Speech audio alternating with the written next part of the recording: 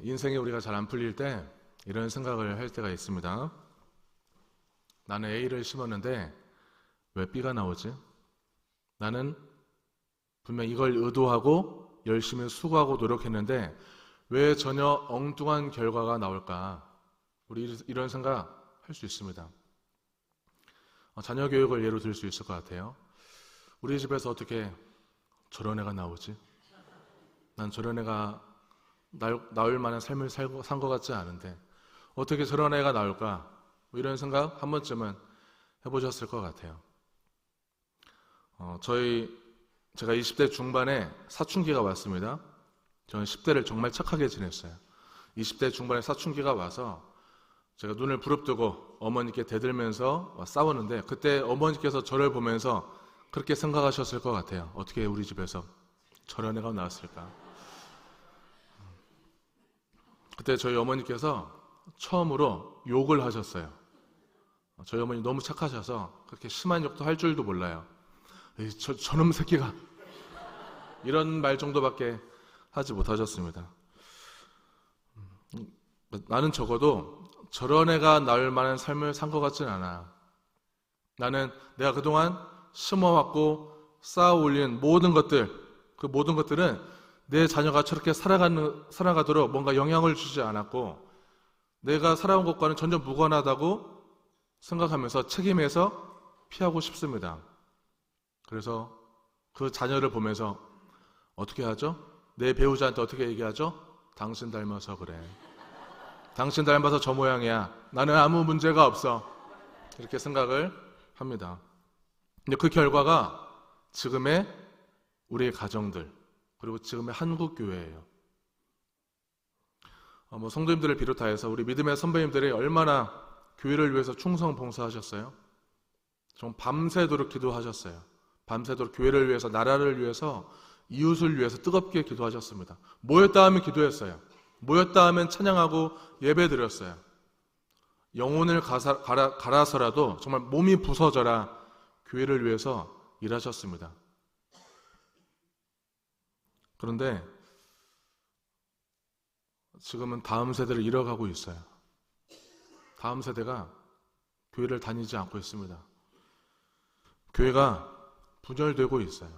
아마 교회가 두쪽난 이야기들을 심심치 않게 아마 듣고 계실 거예요.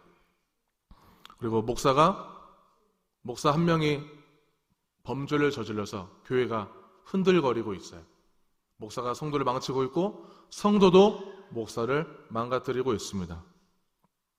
그리고 크리스찬들의 자살률이 점점 늘어가고 있어요. 물론 불가항력적으로 우리와 무관한 일도 분명히 있습니다. 그러나 내 삶에, 우리 가정에, 우리 교회가, 이 나라가 계속 부정적인 결과들이 확연하게 계속 드러나고 있다면, 그런 것들이 계속 지속되고 있다면 나는 A를 의도했지만 내 안에 어떤 요소들이 그런 부정적인 결과를 내도록 작동했는가를 찾아볼 수 있어야 하는 것입니다. 오늘 말씀을 통해서 내 안에 깊숙이 숨겨있는 그 모든 것들을 발견하는 시간이 되기를 소망합니다. 열왕기서에 나오는 수많은 왕들이 있는데 그 중에 정말 믿음의 사람으로 대표될 만한 이 다윗 왕과 비견될 만한 한 사람이 있어요. 남유다 왕 히스기야예요. 정말 멋진 왕이에요. 다윗의 길을 걸어갔던 믿음의 왕입니다.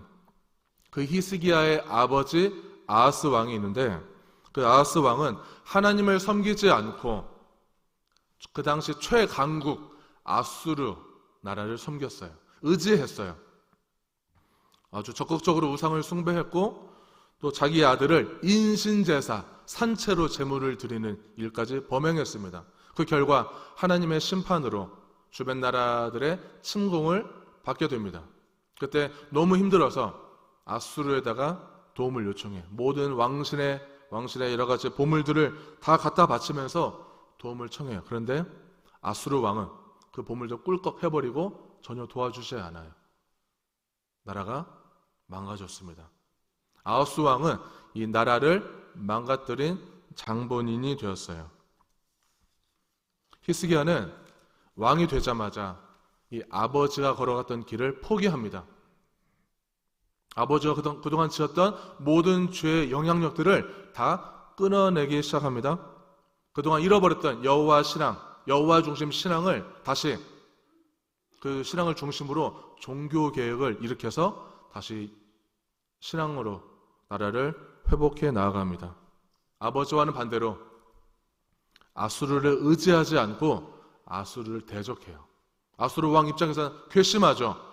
내 말을 잘 들었는데 이제 내 말을 듣지 않으니까 열받아서 아주 대대적인 군사 작전을 펼쳐요. 예루살렘을 완전히 포위하고 거의 초죽음 상태로 몰아갔어요. 그때 히스기야가 아수르 왕이 보낸 편지를 성전에 펼쳐놓고 이렇게 기도합니다. 주님, 저희는 아무런 힘이 없습니다. 그러나 주님은 전능하십니다. 주님밖에 도울 자가 없습니다. 하루 만에 아수르 군대 18만 5천 명이 몰사해요. 하나님께서 히스기야 왕의 기도를 들으시고 남유다를 구해내셨습니다.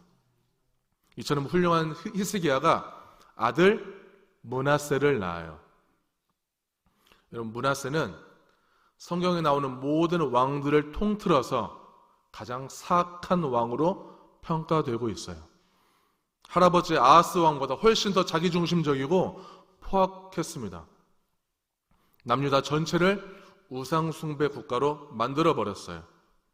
히스기야는 분명히 죄를 끊어내고 믿음으로 살았는데 아들은 나라를 말아먹었어요. 오늘 히스기야의 기도를 잘 보면은 므낫세 같은 왕이 나올 만한 단서가 들어있습니다. 우리 1절과 2절 같이 보도록 하겠습니다. 그때 히스기야가 병들어 죽게 되매 아모스의 아들 선지자 이사야가 그에게 나와서 그에게 이르되 여호와의 말씀이 너는 집을 정리하라 내가 죽고 살지 못하리라 하셨나이다. 히스기야가 낯을 벽으로 향하고 여호와께 기도하여 이르되 아멘. 히스기야에게 죽을 병이 걸립니다. 히스기야가 하나님께서 이사야 선지자를 보내서 말씀을 하셨어요. 왕은 죽을 병에 걸리셨습니다. 이제 곧 죽을 겁니다. 집을 정리하십시오. 자, 집을 정리하라는 말은요, 완전 쐐기를 박는 말이에요. 정말 죽을 거라는 말이에요. 집을 정리하라는 말은 후계자를 지명해 놓으라는 것입니다. 히스기야는 후계자를 준비해 놓지 않았어요. 히스기야가 왕권을 이제 잃어버리면은, 죽으면은 이 왕권을 가져갈 이 쟁탈전이 엄청나게 벌어질 것이기 때문에 후계자를 지명하라는 것입니다. 히스기야는 분명히 문제가 있을 때마다 성전을 찾는 사람이었어요. 이 사형 선고를 듣고도 성전을 찾지 않습니다. 얼굴을 벽을 향하고 있어요. 충격받았다는 거예요. 사람이 충격받으면은 가장 먼저 나오는 반응이 부정이에요. 이럴 리가 없어. 아닐 거야. 이건 진짜가 아니야. 이건 뭐 잘못된 정보일 거야. 이렇게 부정해요. 그 다음 반응은 분노예요. 하나님, 왜 저예요? 왜 지금 저희가 죽어야 되죠? 당연히 우리가 물을 수 있죠. 우리가 이해가 안 되면은 하나님께 묻잖아요. 왜 지금 이런 일이 나에게 벌어져야 되는지, 왜 내가 아파야 되는지 하나님께 물을 수가 있습니다. 그런데 히스기야의 반응이 참 독특해요. 우리 3절 같이 보도록 하겠습니다.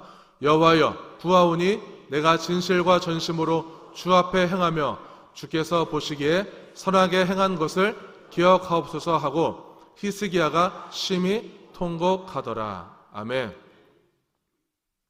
통곡에는 두 가지가 있다고 생각합니다. 하나는 예수님께서 겟세마네에서 죽음 직전에 통곡하면서 기도하셨습니다. 예수님이 죽어야 했어요. 하나님의 뜻이 무엇인지 알아요. 인류의 죄를 위해서 오셨어요. 대신 죽어야 인류의 죄가 해결되는 거 다 알고 있어요. 근데 막상 그 상황이 되니까 두려운 거예요. 예수님은 우리와 똑같은 인간이셨습니다. 똑같은 감정, 똑같은 고통을 겪으셨어요. 죽어야 되는 거 아는데 도저히 너무 고통스러운 거예요. 아버지와 분리되는 고통, 아버지께로부터 버림받는 고통, 모든 인류의 죄를 다 짊어져야 되는 그 감당할 수 없는 고통, 우리는 감히 헤아릴 수 없는 그 무게, 그 고통의 무게를 다 짊어지시고 죽어야만 하는데, 그 아는데 하나님의 마음까지 가고 있지 않기 때문에 하나님의 마음으로 가기 위한 통곡이었던 거예요. 또 다른 통곡이 있습니다. 내가 원하는 것을 하나님께서 안 이루어질 것 같을 때 떼쓰는 통곡이에요. 저는 이런 식의 대가를 받을 만큼 살지 않았어요. 저 어떻게 사신지, 저 어떻게 살고 있는지 알잖아요. 제가 얼마나 열심히 희생하고 다 포기하고 정말 내가 큰 결단할 수 있었는데 다 인내하고 참았던 거 다 아시잖아요. 그 사람을 용서하라고요? 저 용서할 수 없어요. 제가 어떻게 당한지 하나님 다 보셨는데 어떻게 그렇게 말씀하세요? 용서하라는 하나님 말씀보다 용서할 수 없는 나의 주관적 판단이 더 의미 있다고 주장합니다. 하나님을 내 마음으로 끌어들이는 통곡이에요. 이거를 종교화된 기도라고 얘기할 수 있어요. 하나님을 나에게서 내 마음으로 끌어들이는 통곡, 내가 원하는 대로, 내가 욕망하는 대로 끌어들이는 통곡이에요. 종교화라는 것은요, 내 노력과 내 헌신의 그 정도가 그 신의 보상이, 그에 걸맞는 신의 보상으로 내 삶에 대답하셔야 된다고 믿는 것입니다. 내가 열심히 수고한 만큼, 노력한 만큼 신은 그에 맞는 대가를 나에게 주셔야 됩니다 라고 믿는 거예요. 그게 종교화예요. 우리의 기도는 점점 종교화되어 갈 수 있어요. 종종 수시로 그렇게 변질될 수 있습니다. 만약에 내가 수고한 만큼, 내가 노력한 만큼, 헌신한 만큼 그만큼의 신의 보상이 결정되는 것이라면은 뭐예요? 내가 신을 조종하는 것과 똑같아요. 나에게 조종당하는 신을 믿는 종교라면 그 종교는 어때요? 무력한 것입니다. 세상의 모든 종교가 그래요. 인간이 만들어낸 모든 신은 바로 그런 신이 무력해요. 기독교만큼 인간을 대신해서 죽은 신 아무도 없습니다. 유일하신, 우리가 믿는 하나님은, 예수님은 유일하신 하나님이세요. 이집트에 피라미드가 참 많이 있는데요. 이집트의 피라미드는 다 무덤이에요. 멕시코에 가면은 멕시코에도 피라미드가 있습니다. 멕시코의 피라미드는 제단입니다. 제단. 전국에서 건장한 싸움꾼들이 다 모여요. 피 튀기는 격투기를 통해서 우승자를 가립니다. 최종 우승자는 살아있는 채로 배를 갈라서 심장을 꺼내서 그 제단 위에 바쳐요.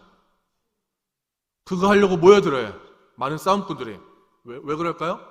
바치는 순간, 그 심장을 제단 위에 바치는 순간 그는 신이 되는 거예요. 인간의 마음속에는, 우리 모두의 마음에는 하나님의 자리를 대신하고 싶은 열망이 너무너무 가득해요.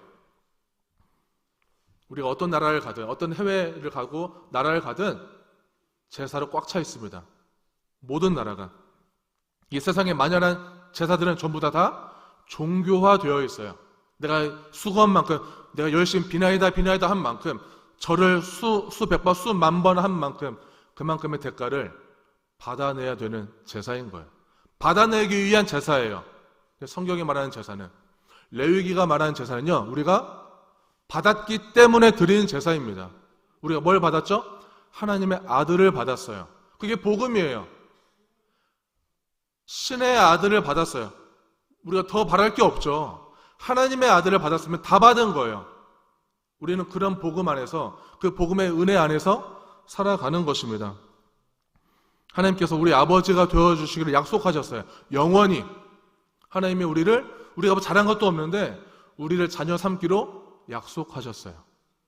하나님의 아들을 받은 자는, 하나님의 자녀로서 살아가는 그 은혜는요, 감사와 기쁨과 만족함이 크고 담대함이 생겨서요, 더 이상 이 세상에 쫓겨다니지 않아요. 세상에 쫓기지 않습니다. 세상에 끌려다니지 않아요.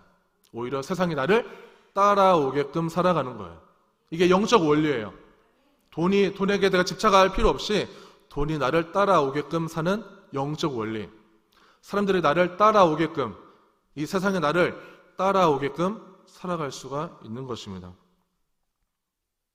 자, 하나님께서 다시 또 히스기야에게 이렇게 응답을 합니다. 같이 읽겠습니다. 너는 돌아가서 내 백성의 주권자 히스기야에게 이르기를 왕의 조상 다윗의 하나님 여호와의 말씀이 내가 내 기도를 들었고 내 눈물을 보았노라. 내가 너를 낫게 하리니 내가 3일 만에 여호와의 성전에 올라가겠고. 아멘. 하나님께서 이사야를 보내서 병을 낫게 하신다고 응답을 하셨어요. 분명히 히스기야는 아까 기도했습니다. 막 눈물을 흘리면서 기도했어요. 낫게 해달라고. 하나님 저 선하게 살았잖아요. 기도했어요. 하나님께서는 그 응답을 히스기야에게 하셨어요. 그런데 하나님의 응답은 히스기야에게 응답하신 것이 아닙니다. 하나님께서는 내 백성의 주권자 히스기야에게 대답하셨어요. 분명히 히스기야는 내 개인적인 질병, 개인적인 여러 가지 어려움, 그런 것 때문에 울고불며 기도했지만 하나님께서는 어떤 히스기야의 개인적인 필요 때문이 아니라 히스기야가 다스려야 할 백성들의 필요가 아직 많기 때문이에요. 무슨 말일까요? 하나님은 히스기야를 공적인 존재로 여기시는 거예요. 그냥 단지 개인이 아니라. 공공성이 없는 존재는 아무도 없습니다. 우린 다 공공성을 가지고 있어요. 하나님께서는 저와 여러분을 부르실 때 그냥 한 개인을 부르신 게 아니라 공적인 존재로 우리와 연결된 수많은 사람들을 생각하면서 공적인 존재로 우리를 부르셨습니다. 사도행전 16장 31절에 이렇게 나와 있습니다. 주 예수를 믿으라. 그리하면 너와 내 집이 구원을 받으리라. 그러니까 히스기야는 이 사형 선고를 받고 하나님 앞에 기도할 때 자기 어려움만 생각하고 자기 문제만 생각했지 자기 존재의 공공성을 생각하지 않았어요. 단지 자기 질병의 고통, 그것만 해결하길 바랬어요. 눈앞에 있는 그 고통. 그러니까 우리가 기도할 때도요, 우리는 분명히 당장 그 눈앞에 있는 그 고통, 빨리 해결하고 싶은 마음에 제발 해결해 주세요. 제발 좀 도와주세요. 하느님. 해결만 해달라는 그 기도도 좋지만 하나님, 이게 무슨 뜻이죠? 하나님, 제발 저 좀 도와주세요. 이게 무슨 뜻인지 좀 알려주세요. 이렇게 기도해야 하는 것입니다. 하나님은 또 히스기야에게 응답하셨습니다. 6절 같이 보겠습니다. 내가 내 날에 15년을 더할 것이며 내가 너와 이 성을 아수르 왕의 손에서 구원하고 내가 나를 위하고 또 내 종 다윗을 위함으로 이 성을 보호하리라 하셨다 하라 하셨더라. 아멘. 하나님께서 히스기야의 생명을 연장해 주십니다. 15년을 연장해 주셨어요. 왜 15년일까요? 모르면 물어야 되는 거예요. 하나님께. 자, 히스기야는 자기 질병에만 집중하고 있어서 하나님께 묻지를 않아요. 15년은 후계자를 낳아서 준비시킬 최소한의 기간이에요.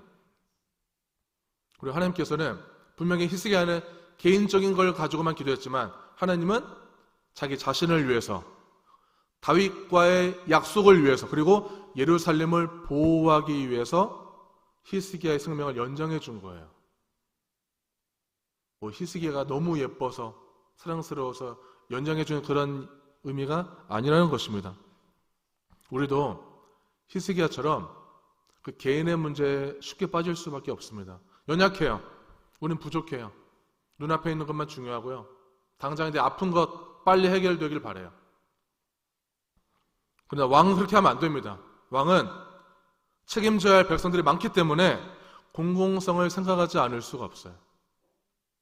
내 개인적인 유익만이 아니라 나의 가정, 내 이웃, 내 공동체, 우리 교회, 지역, 나라까지 여러 가지 보여지는 현상들에 대해서 하나님께 그 뜻을 물어야 하는 것입니다. 우리들은 왕이 아니기 때문에 비껴갈 수 있나요? 비껴갈 수 없어요. 베드로전서 2장 9절에 너희는 왕 같은 제사장이라고 하셨어요. 우리 모두가 다 공적인 존재로, 공공성을 가진 존재로 부름을 받았습니다. 히스기야에게 임한 이 하나님의 응답은 지금 저와 여러분에게도 응답하고 계십니다. 하나님이 우리에게 어떤 응답이 왔을 때 그 응답에 내포된 하나님의 의미를, 그 하나님의 뜻을 우리는 물어야 하는 거예요. 우리가 왜 새벽 기도에 와서 매일 새벽마다 부르짖는 이유가 뭐예요? 금요 기도회 때 뜨겁게 찬양하고 울면서 기도하는 이유가 뭐예요? 아직 믿음이 좀 초신자인 분들은 왜 울면서까지 이렇게 기도해야 되나 이해가 안 가는 부분도 분명히 계실 거예요. 우리가 뜨겁게 기도하는 이유, 내 힘으로 안 되기 때문에, 이 뜻이 무엇인지 모르기 때문에, 내 욕망대로, 내 혈기대로, 내 분노대로 해결해 볼 수 있겠지만 그 모든 것을 참아내고 하나님의 뜻이 무엇인지를 우리가 알고 부르짖기 위해서 뜨겁게 기도하는 거예요. 우린 매일 기도해야 되는 것입니다.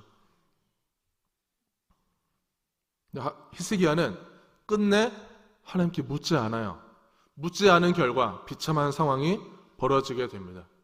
히스기야가 나중에 병에서 낫습니다. 낫게 해준다고 했기 때문에 낫게 돼요.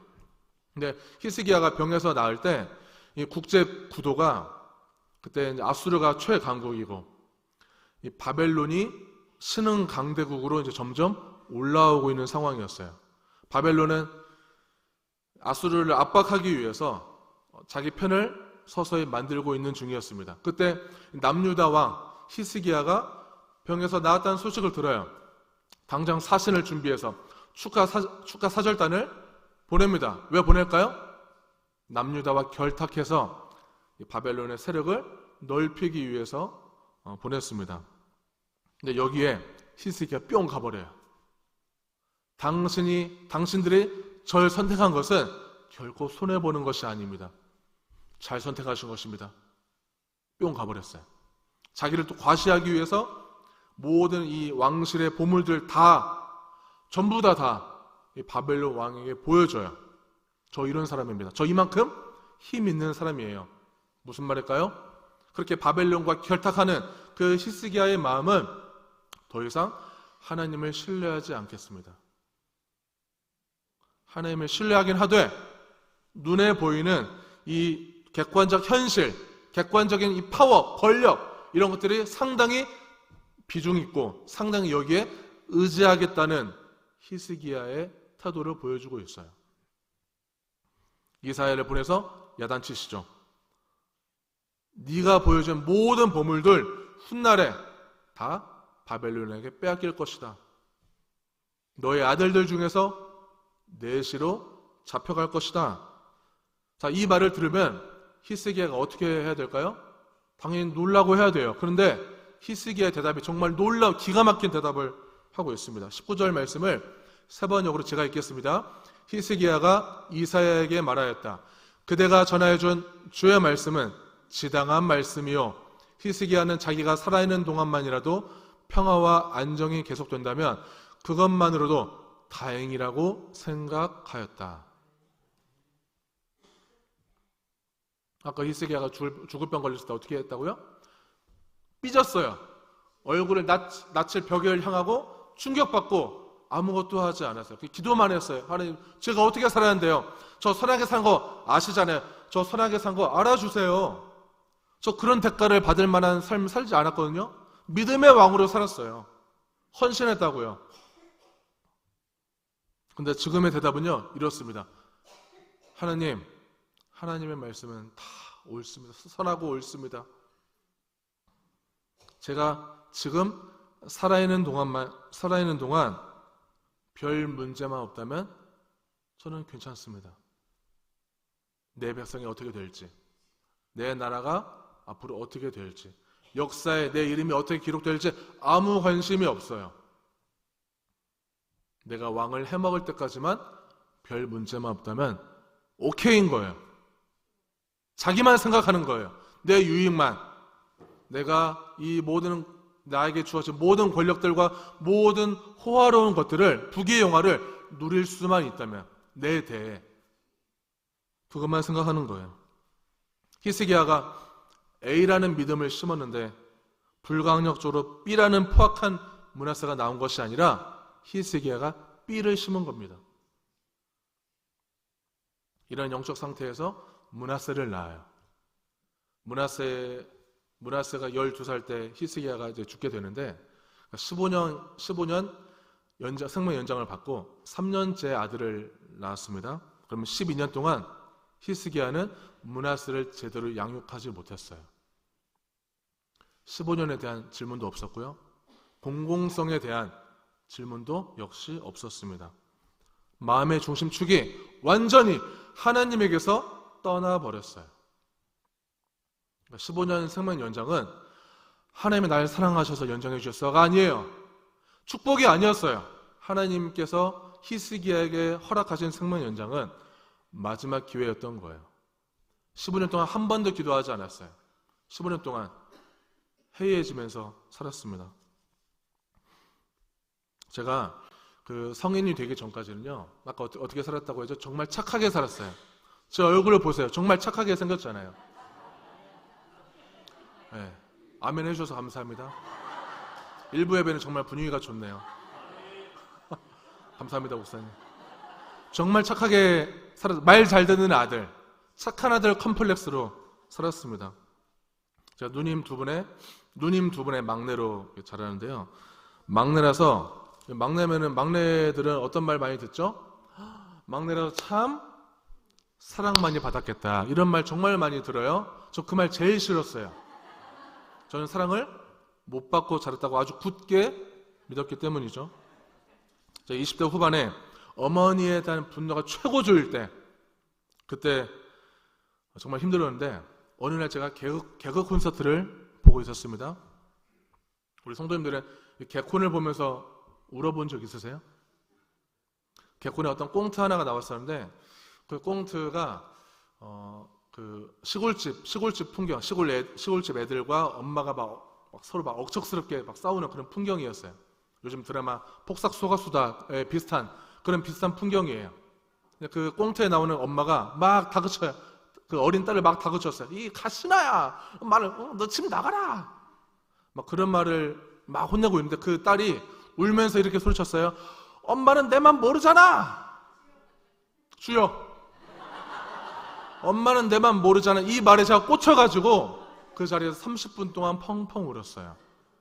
다 울고 생각했어요. 내가 왜 울었지? 이 감정은 뭐지? 내가 왜 그 말에 이 감정이 그렇게 요동을 했을까? 왜 파도가 쳤을까를 생각하지 않을 수가 없었습니다. 내가 부모로부터 사랑받지 못해서 어머니도 아버지도 내 마음을 몰라준다고 생각했구나. 내가 부모님께 사랑받지 못했기 때문에 내 마음속에 정말 사람을 두려워하는 마음, 이런 병든 자아상이 생겼다는 것을 그때 알게 됐어요. 초등학교 4학년 때 친구들한테 따돌림 당할 때 정말 지옥 같은 그 생활이었었는데 그때 저희 부모님한테 아프다고 한마디도 말 못했어요. 그 어린 아이가, 초등학교 4학년 아이가 부모님도 나에게는 의지할 대상이 안 된 거예요. 어머니께서는 저에게 하시는 말씀들 늘 지시, 훈계, 설교, 충고, 그리고 평가. 넌 이래서 이제 안 돼. 이런 말들을 너무 많이 들었어요. 뭐 저만 들은 게 아니죠. 맞다. 여기 계신 분들 거의 다 이런 말들 많이 듣고 자랐을 거예요. 부모가 장르면 뭐예요? 애 하나 사랑할 줄 모르는데. 저희 둘째 누님은 그때 우울증이 아주 심하게 걸렸었는데 우울증 걸린 누나보다 일이 더 먼저였어요. 부모님은. 누나가 더 심각해졌죠. 저는 그런 어머니의 아버지를 보면서 절대 어머니처럼 살지 않겠다고 다짐했어요. 그럼 사랑을 못 받으면요, 사람마다 정말 다양한 증상들이 나타납니다. 저 같은 경우는 사람이 싫어졌어요. 성인이 되어서 사람이 싫어지고 분명히 목회자로서 목사로서 소명을 받았는데 그래도 사람이 싫은 거예요. 너무 싫었어요. 제 마음속에 이제 여러 가지 갈등하죠. 내가 목사인데 사람이 싫고 불편해요. 이 목사인데 사람을 싫어하는 것에 대한 그 수치심, 그 죄책감이 저를 계속 짓눌렀습니다. 사실은 사람이 좋은데 상처받을까봐 다가가기가 두려웠어요. 그래, 내가 나는 사랑을 못 받았어도 내가 전도사니까, 내가 목사니까 나는 내가 맡은 아이들을 사랑해 줄 거야. 나는 사람들의 말을 끝까지 잘 들어줄 거야. 어머니처럼 자기 말만 하는 것이 아니라 나는 끝까지 말을 들어줄 거야.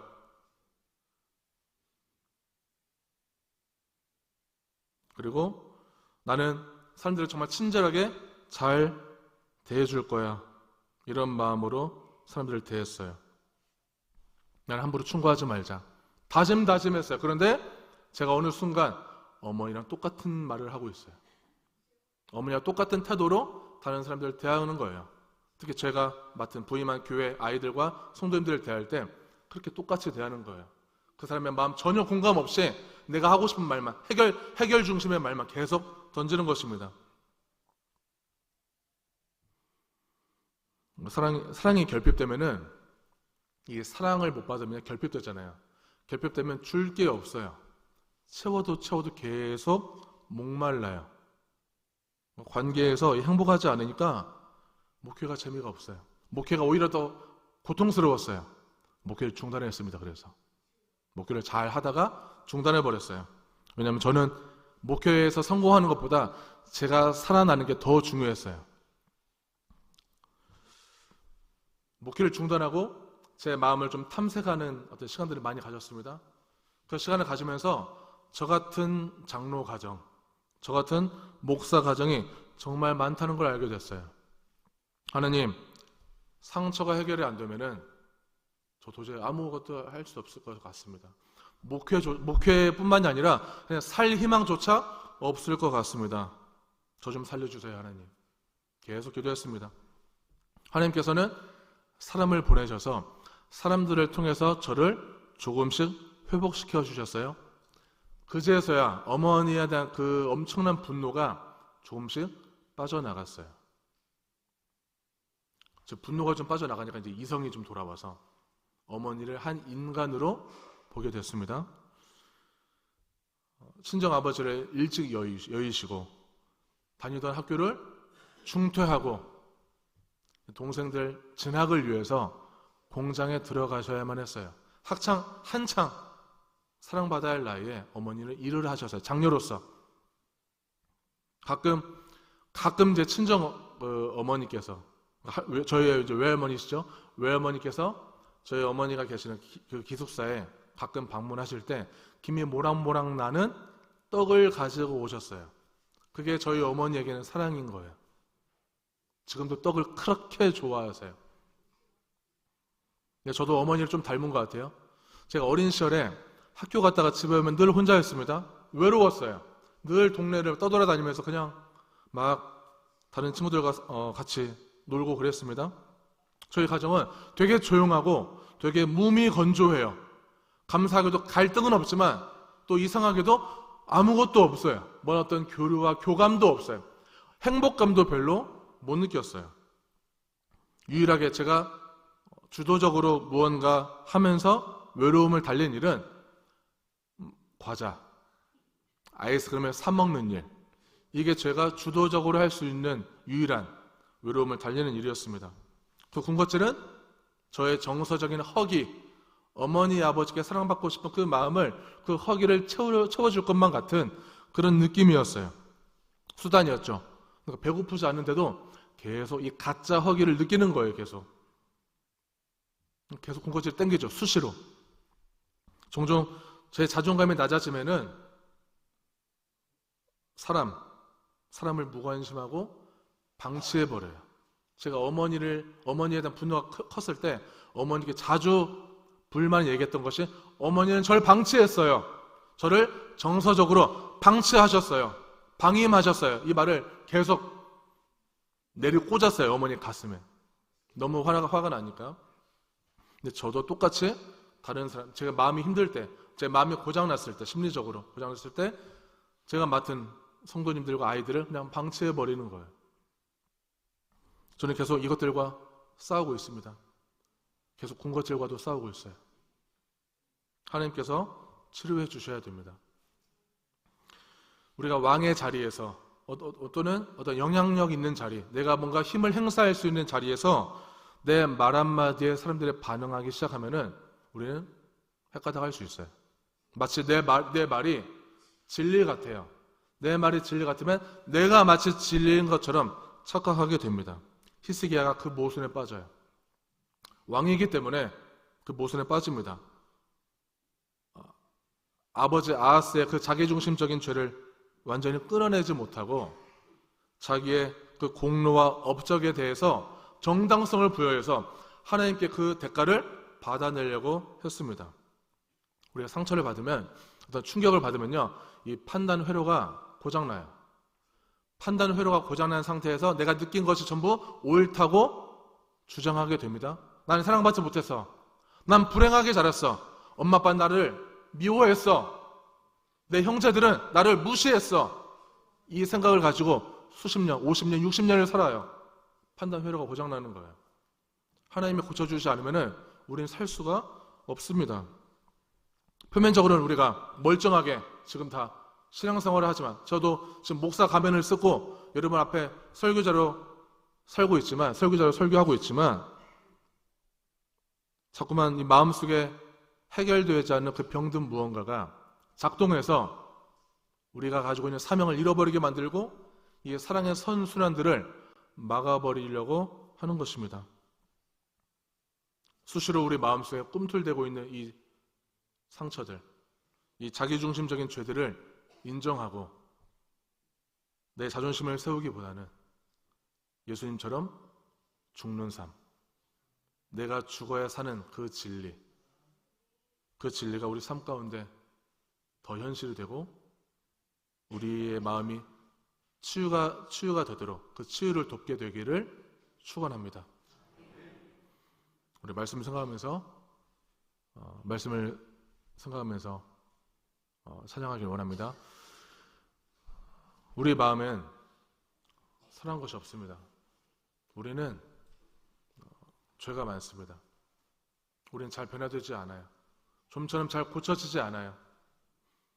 우리의 마음을 하나님께 정직하게, 진실하게 고백하면서 나아가기를 간절히 바랍니다.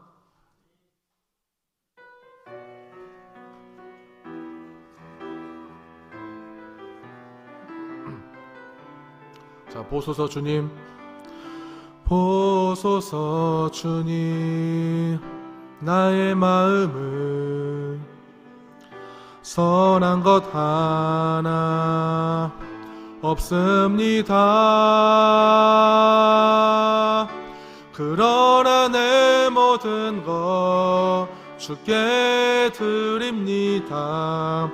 사랑으로 안으시고 날 새롭게 보소서 주님, 보소서 주님, 나의 마음을 선한 것 하나 없습니다. 그러나 내 모든 것 주께 드립니다. 사랑으로 안으시고 날 새롭게 하소서. 주님 마음 내게 주소서. 주님 마음 내게 주소서. 내 아버지 주님 마음 내게 주소서. 나를 향하신 주님의 뜻이 이루어지도록 주님 마음 내게 내게 사랑을 가르치소서. 내게 사랑을 가르치소서. 당신의 마음으로 용서하게 하소서. 주의 성령 내게 채우사 주의 길 가게 하소서. 주님 당신 마음 주소. 주님 마음 내게 주소서. 주님 마음 내게 주소서. 내 아버지 주님 마음 내게 주소서. 나를 향하신 주님의 뜻이 이루어지도록 주님 마음 내게 주소서. 하나님 아버지, 이 시간 주님 앞에 우리 모든 것을 내어드립니다. 우리는 연약하지만 매일 같은 죄를 반복해서 짓지만 마치 소망 없이 마치 하나님이 없는 것처럼 살기도 하지만 오늘도 주님 변함없이 저희를 사랑하시고 믿음을 주셔서 함께 예배드릴 주셔서 감사합니다. 오직 우리를 구원하시는 분은 하나님밖에 없사오니, 오직 우리를 치유하시는 분은 하나님밖에 없사오니 세상의 모든 것을 의지하지 않고 하나님만 의지할 수 있도록 도와주시옵소서. 내가 수고하고 내가 노력하고 내가 헌신한 만큼의 그에 대한 대가를 바라지 않고 그 보상을 바라는 것이 아니라 내가 이미 받았기 때문에, 모든 것을 받았기 때문에 감사함으로 헌신하고 섬기는 삶이 될 수 있도록 도와주시옵소서. 더 이상 사람에게 인정받고자 하는 그 욕구가 터져 나오지 않게 도와주시고, 내 의의가 드러나지 않게 도와주시고, 사람 앞에서 내 존재감을 드러내려고 하지 않도록 우리 마음을 붙들어 주시고, 모든 죄악들, 모든 죄의 영향력들을 끊어낼 수 있도록, 결단할 수 있도록 도와주시옵소서. 하느님, 이 사순절 기간에 우리의 모든 욕심들과 모든 욕망들을 하나님 앞에 내어놓고 끊어내는 역사가 일어날 수 있도록 도와주시옵소서. 그래야 해서 내 안에 여러 가지 고통과 어려운 문제들이 있더라도 오직 하나님의 뜻을 물어가면서 하나님의 뜻을 잘 헤아리고 하나님의 마음으로 가기 위한 기도와 삶이 될 수 있도록 역사하여 주시옵소서. 이제는 우리 주 예수 그리스도의 크신 은혜와 하나님의 아버지의 놀라우신 사랑하심과 성령님의 위로 역사, 교통하심이 세상을 의지하지 않고 세상에 집착하지 않고 여러 가지 신의 보상을 당연시 여기지 않고 이미 받은 것이 많고 이미 예수 그리스도의 목숨값을 받은 그 은혜로 살고자 다짐하는 여기 있는 모든 성도님들 머리 위에 지금부터 영원토록 함께 하시기를 간절히 축원하옵나이다. 아멘.